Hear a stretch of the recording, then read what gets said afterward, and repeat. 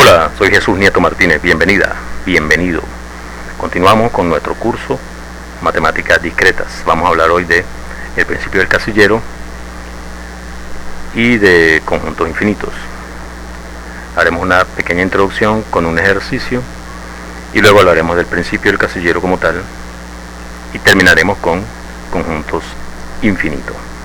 Para introducirnos en el tema, veamos el siguiente ejercicio. En un torneo, que puede ser de béisbol, de fútbol, del deporte que más te guste, se van a enfrentar N equipos, de manera que en cada ronda el que pierda queda eliminado. Y la pregunta es entonces, ¿cuántos partidos se jugarán hasta el final del torneo? No hay empates, tiene que haber un perdedor en cada partido y ese perdedor quedará eliminado. La pregunta es entonces, ¿cuántos partidos tienen que jugarse para tener un campeón? Para resolver este ejercicio vamos a hablar de el principio de correspondencia. Es un resultado del que hablamos anteriormente, solo que estamos redactándolo de esta forma. Cuando definimos cardinalidad de un conjunto finito, hablábamos de correspondencia biyectiva entre ese conjunto y un conjunto de la forma n sub n, los números del 1 al n. Si tienes dos conjuntos finitos y hay una correspondencia biyectiva entre ellos, entonces las cardinalidades coinciden.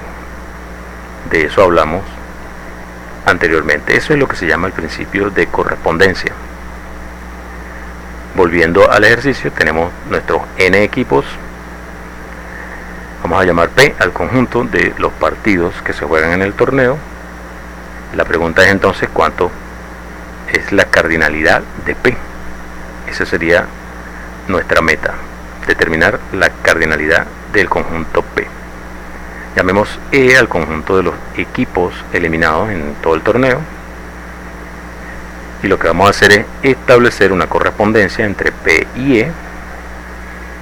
Contamos los elementos de E y el principio de correspondencia nos va a decir cuánto vale la cardinalidad de P.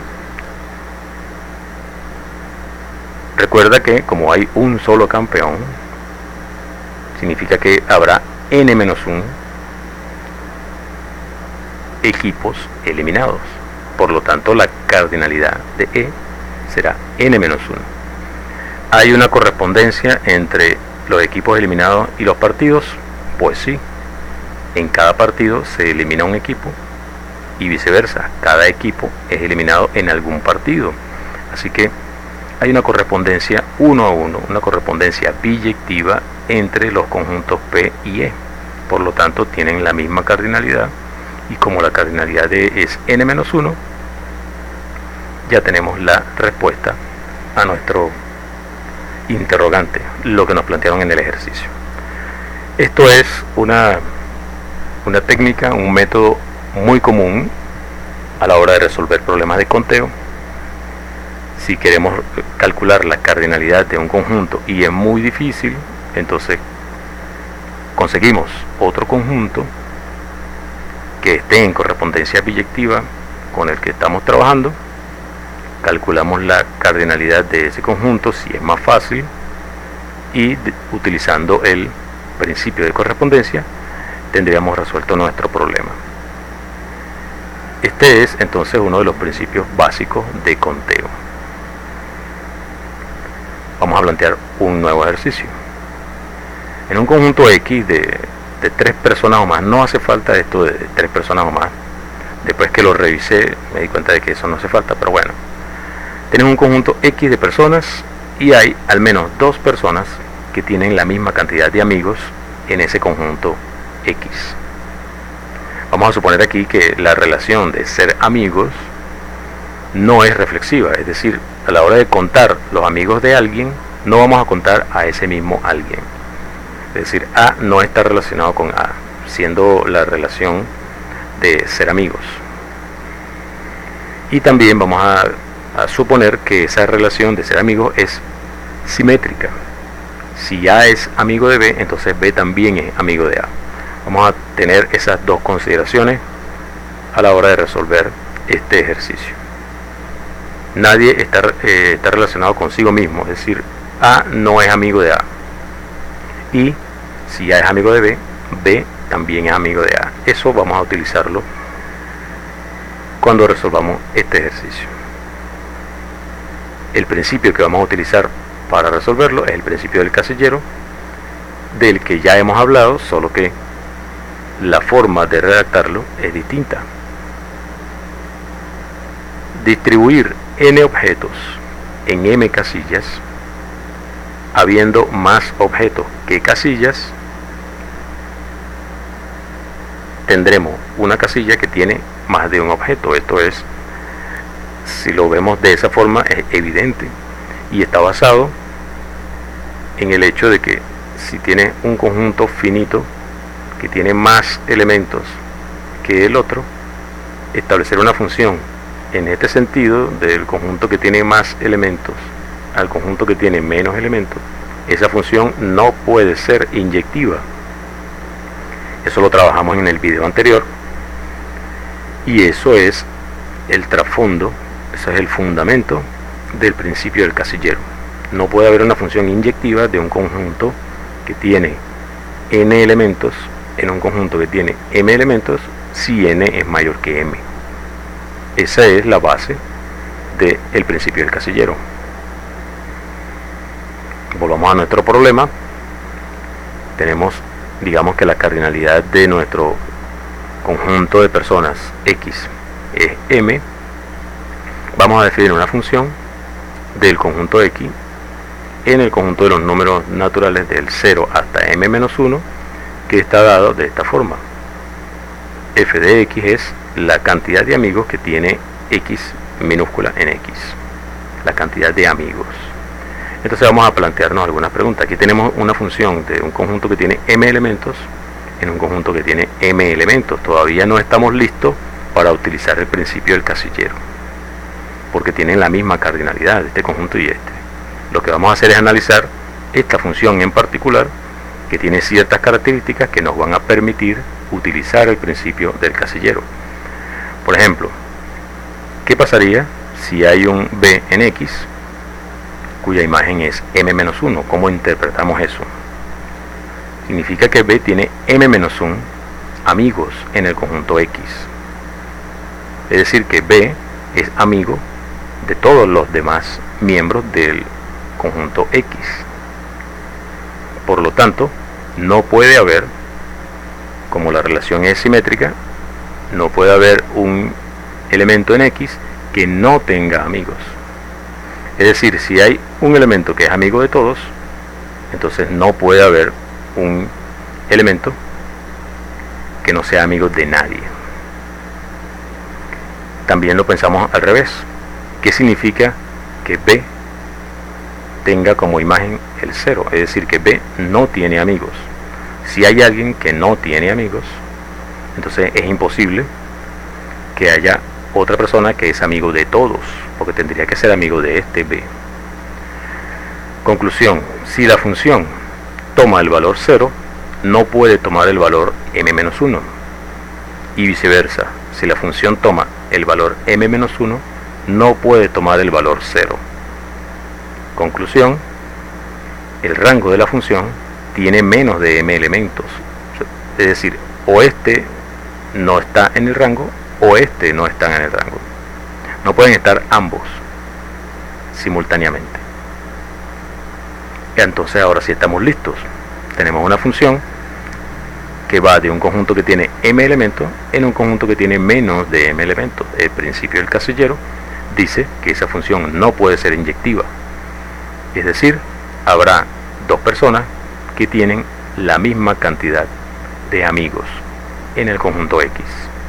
Esta es una forma de resolver el problema utilizando el principio del casillero. Vamos ahora con el tema de conjuntos infinitos y comenzamos con este clásico, este problema que es muy viejo, y la demostración es tan vieja por lo menos como Euclides.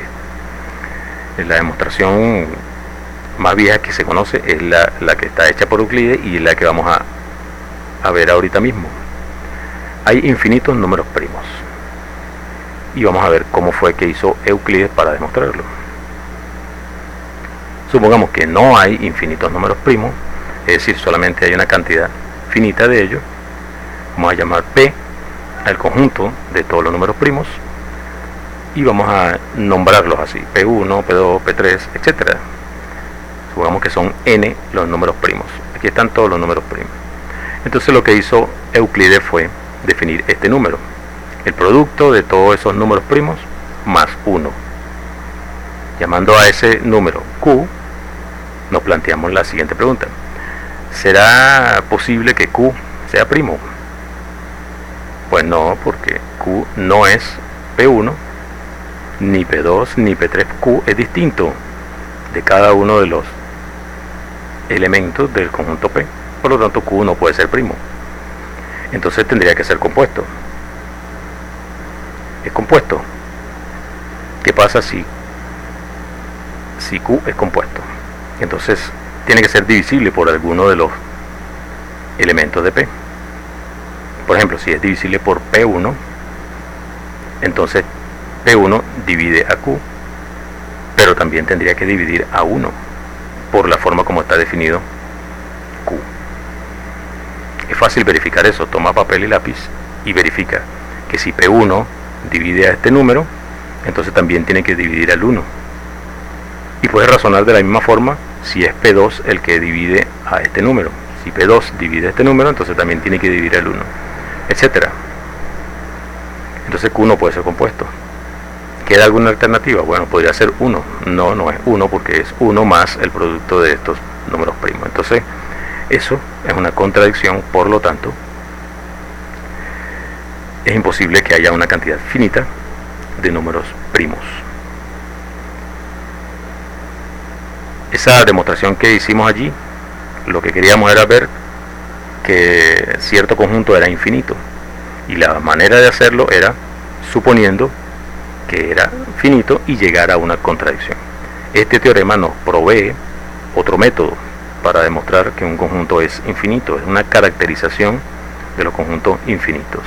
Un conjunto X es infinito si, solo si, yo puedo inyectar en X el conjunto de los números naturales.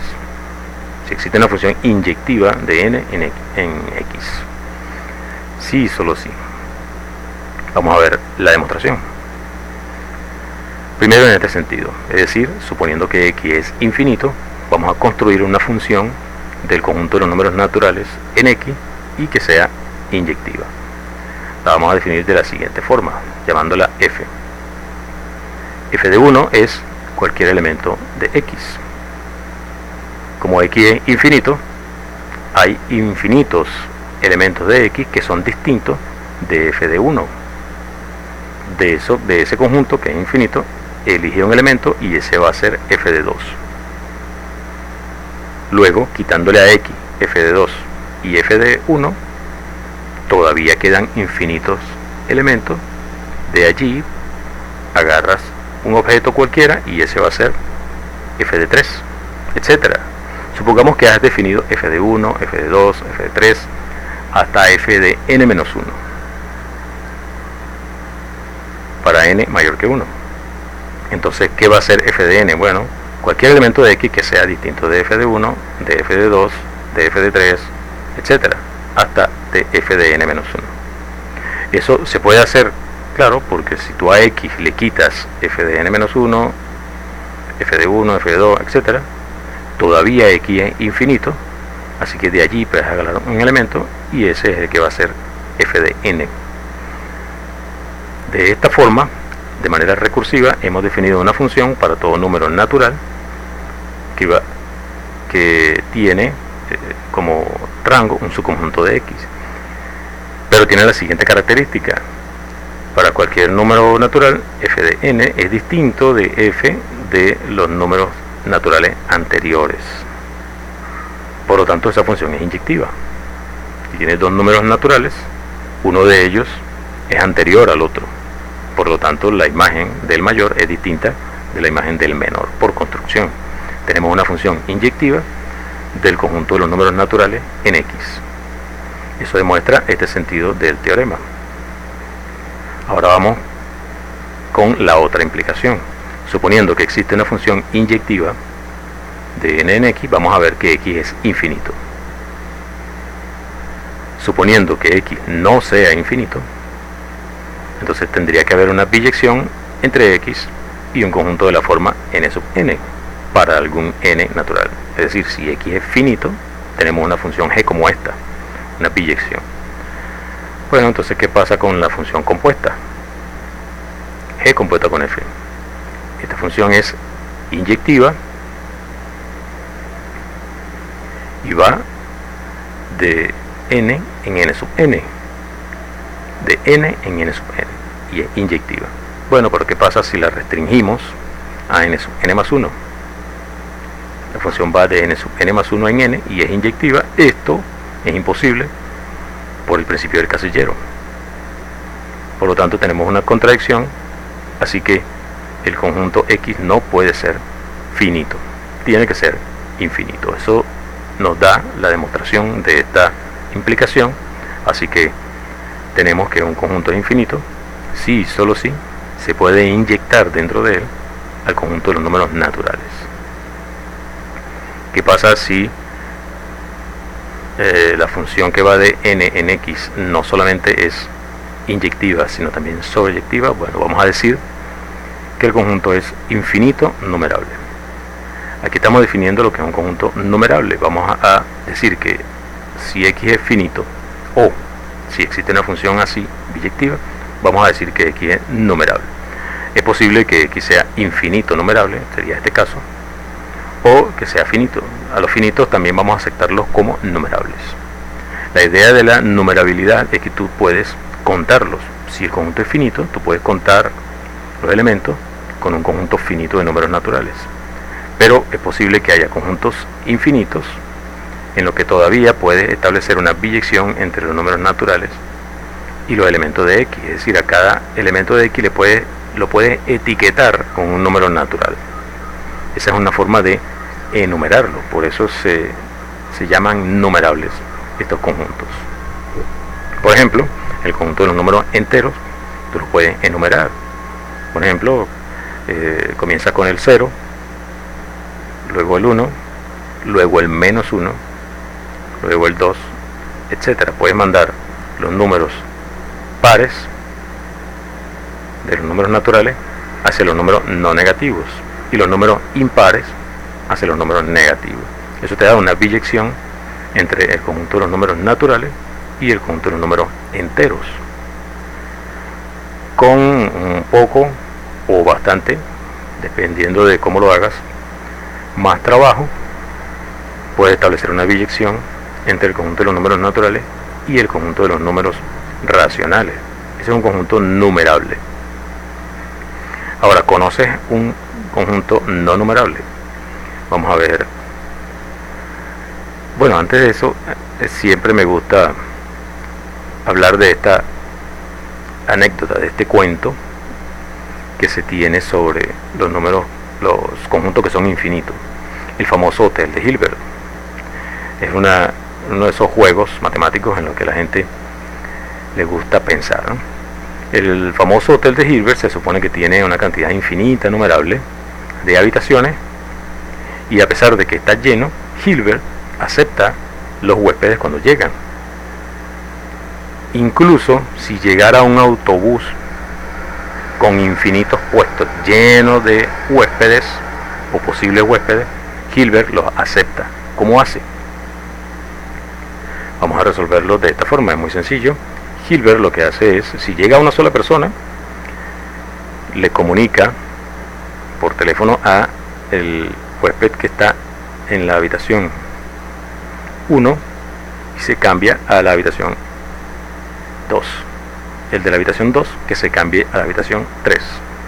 El de la habitación 3 que se cambie a la habitación 4.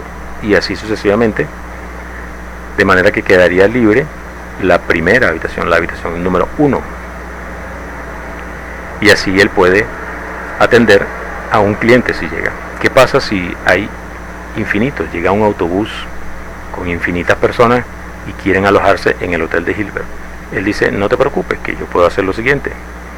Me comunico con los huéspedes y al de la habitación N le pido que se cambie a la habitación 2N, por ejemplo. De esa manera quedarán desocupadas, quedarán vacantes las habitaciones que tienen número impar. Como son infinitas, ahí puede alojar a los infinitos clientes que llegaron. Ahora sí, vamos a hablar de conjunto no numerable. Un ejemplo de conjunto no numerable es el conjunto de los subconjuntos de los números naturales, que se denota como P de n, partes de n. El conjunto de partes de n. El conjunto formado por todos los subconjuntos de números naturales. Cantor tiene este famoso teorema, a él se le atribuye la demostración de este teorema. No existe una función sobreyectiva del conjunto de los números naturales en el conjunto de partes de los números naturales. Eso significa que, en particular, es imposible que exista una biyección entre ellos, por lo tanto este conjunto ya sería no numerable. Vamos a ver el argumento clásico de la demostración del teorema de Cantor. Es un argumento hermoso, se llama el argumento de diagonalización de Cantor. Supongamos que tenemos una función que va del conjunto de los números naturales en el conjunto de partes de los números naturales y vamos a definir el siguiente conjunto. Los números naturales que al aplicarle la función f caen fuera de f de n, o sea, a n le aplicó f, eso me da un conjunto de números naturales. Si n no está en ese conjunto, entonces lo etiquetamos, lo colocamos en el conjunto A. Son los conjuntos cuya imagen por f cae, no contiene al número n. N tal que n no pertenece a su imagen. Ese es un subconjunto de n, por lo tanto es un elemento de este conjunto.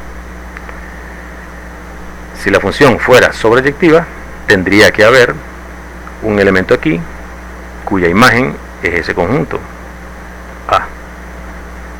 Supongamos entonces que existe un n tal que f de n es A y nos planteamos la pregunta: ¿es posible que n pertenezca a A?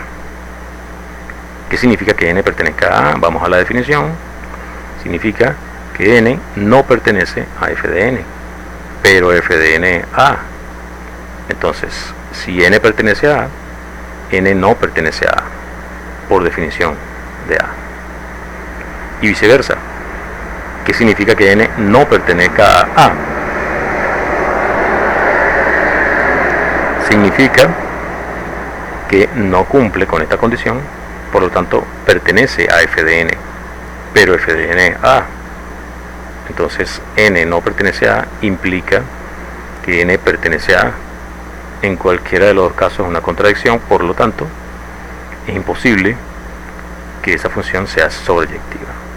Es decir, no puede existir un n cuya imagen sea A. Es imposible que exista una función sobreyectiva de n en partes de n. Eso demuestra que partes de n, el conjunto formado por los subconjuntos de números naturales, es no numerable. Ese es el famoso teorema de Cantor. Esto es el argumento de diagonalización de Cantor, un argumento muy conocido en teoría de conjuntos, matemática discreta en general, y te da el primer ejemplo de un conjunto no numerable. Ahora tú podrías establecer como ejercicio una correspondencia biyectiva entre el conjunto de partes de n y el conjunto de los números reales, y tendrás entonces un conjunto más que es no numerable. Dejemos este video hasta acá. Soy Jesús Nieto Martínez. Hasta el próximo.